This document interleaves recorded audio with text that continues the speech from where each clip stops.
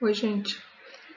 Nós vamos começar agora a avançar um pouco no estudo do átomo, tá? Então eu vou falar um pouco sobre as principais características dos átomos a partir daquele último modelo que foi estudado na aula anterior, que foi o modelo Rutherford-Bohr, e esse é classificado como modelo atual, e nós vamos aprofundar um pouco os estudos então da atomística, que é o estudo mais profundo dos átomos, ok?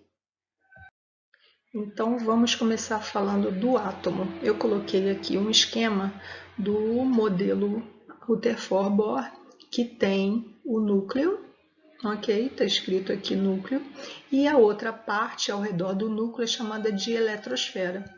E cada um dos três constituintes desse nosso átomo, tá? Então aqui no núcleo estão os prótons, aqui também no núcleo estão os nêutrons e girando aqui esses azuisinhos são os elétrons que ficam girando ao redor do núcleo. Então até aqui é esse modelo que nós vamos começar a analisar a partir de agora. Começando pelo núcleo, é uma região maciça, compacta e densa, que fica no centro do átomo. O núcleo atômico é divisível, pois é constituído de duas partículas diferentes. Que partículas são essas? Nós já vimos ali, são os prótons e os nêutrons.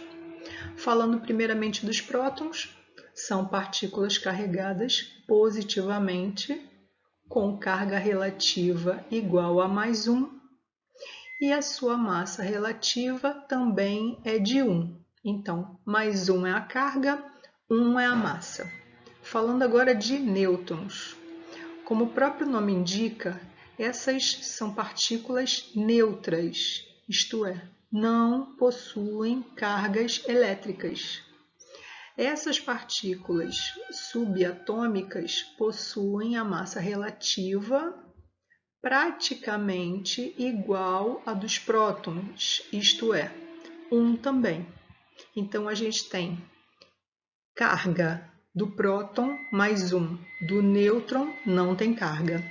Massa do próton 1, do nêutron 1 também, ok? Então vamos seguir. Seguindo agora com a eletrosfera. Então, eletrosfera é uma região ao redor do núcleo do átomo, onde os elétrons ficam girando. Elétrons são partículas de carga negativa com carga relativa igual a -1, que ficam girando ao redor do núcleo atômico e possuem massa 1836 vezes menor que a dos prótons e dos nêutrons. Então, a gente tem aí características comparativas das três subpartículas, tá bom? Eu falei de carga elétrica e de massa de cada um dos três constituintes do átomo, ok? Então, agora vamos para um resumo, tá? Então, resumindo, eu tenho aqui uma tabela de comparação entre a massa do próton e do nêutron, que é 1, nêutron 1, e a massa do elétron, que é 1836 vezes menor do que 1, tá?